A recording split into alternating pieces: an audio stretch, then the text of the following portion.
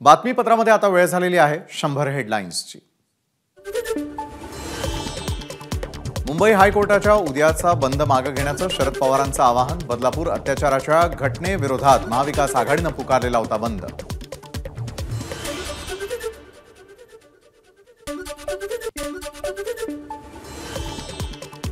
उद्याचा महाराष्ट्र बंद मागे घेत असल्याची उद्धव ठाकरे यांची घोषणा। मात्र सकाळी 11 वाजता शिवसेना भवनासमोर काळी पट्टी लावून आंदोलन करणार असल्याची दिली माहिती। विरोधी पक्षनेते विजय वडेट्टीवार आणि नागपूर काँग्रेसचे नेते उद्या करणार आहेत मूक आंदोलन। संविधान चौकामध्ये तोंडाला काळी पट्टी लावून सकाळी 11 वाजता करणार आंदोलन। कोर्टाचा आदर ठेवत उद्या बंदबाबत ठरवू। मात्र उद्या दुपारी 11 ते 12 दरम्यान काळी पट्टी लावून आंदोलन करणार। काँग्रेस प्रदेशाध्यक्ष नाना पटोले यांची माहिती।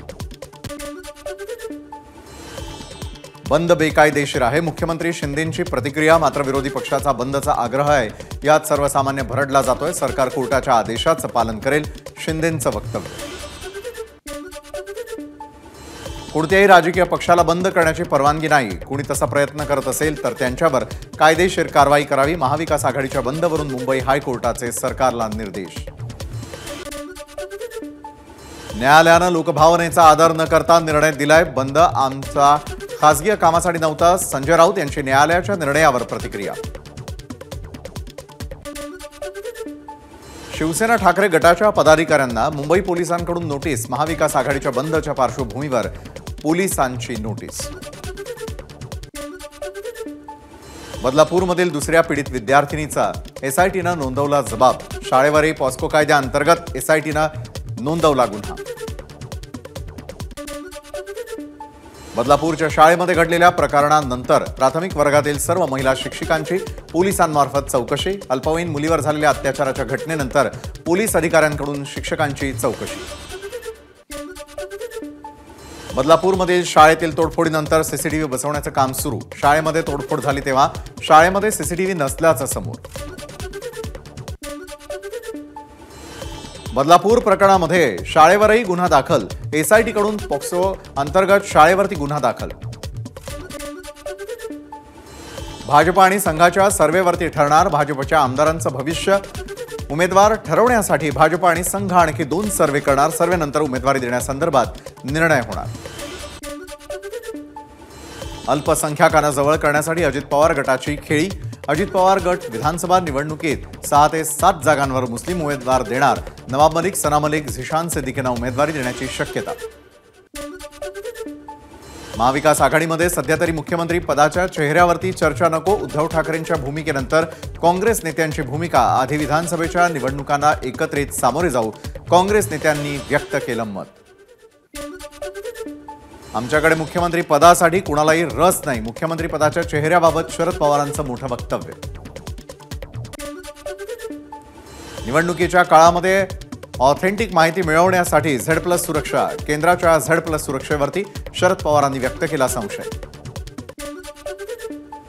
मुख्यमंत्री आणि केंद्रामध्ये मंत्री राहिलेल्या शरद पवारांना झेड+ दर्जाच्या सुरक्षेवरून राजकारणाची भाषा शोभत नाही।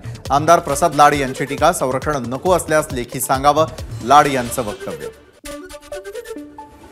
राष्ट्रवादी शरदचंद्र पवार पक्षाचे जयंत पाटील यांनी घेतली समरजित घाटगेंची भेट। महाराष्ट्रामध्ये महाविकास आघाडीचे जास्त आमदार कसे निवडून येतील याचा प्रयत्न असल्याचं जयंत पाटील यांचं वक्तव्य। विधानसभेच्या 200 ते 215 जागा लढवणार। यवतमाळच्या वणीतून राजू उंबरकर यांना उमेदवारी। मनसे अध्यक्ष राज ठाकरेंची घोषणा। नाशिकमध्ये मराठा आंदोलकांचा काँग्रेस नेत्यांना घेराव। मराठा आरक्षणावरती भूमिका स्पष्ट करण्याची मागणी। नाशिकमध्ये काँग्रेसच्या मेळाव्यामध्ये मुख्यमंत्री पदाचे बॅनर। आमचे मुख्यमंत्री बाळासाहेब थोरात आणि नाना पटोले अशा आशयाचे बॅनर। काँग्रेस कार्यकर्त्यांची बॅनर दाखवत घोषणाबाजी। मुंबईतील वरळीमध्ये अमोल मिटकरींचे भावी उमेदवार असे बॅनर। वरळीमध्ये घड्याळवाला आमदार विजयी व्हावा असा उल्लेख असलेले बॅनर्स। त्यामुळे महायुतीमध्ये अजित पवार गटात वरळी मतदारसंघावरती दावा करणार का याकडे लक्ष।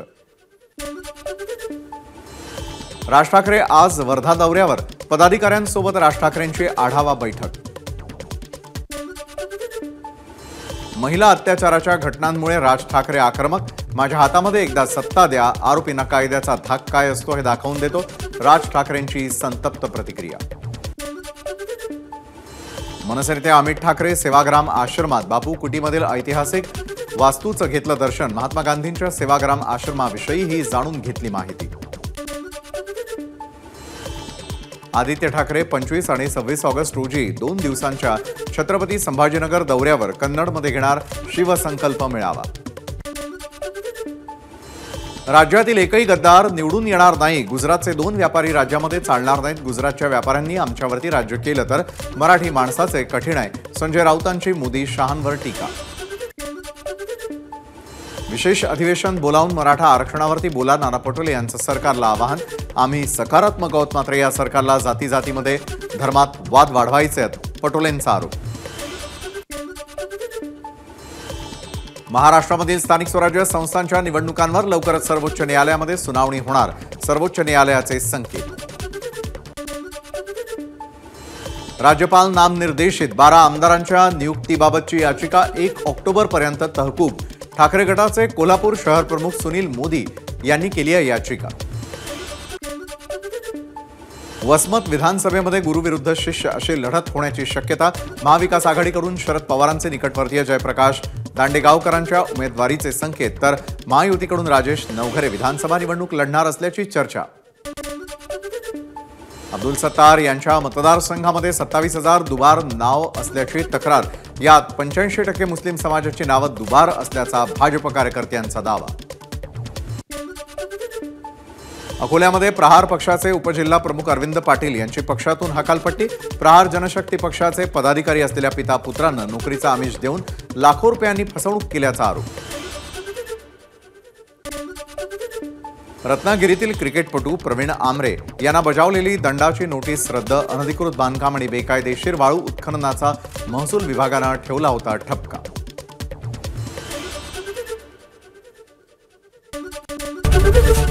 एबीपी माझा, उघडा डोळे बघा नीट.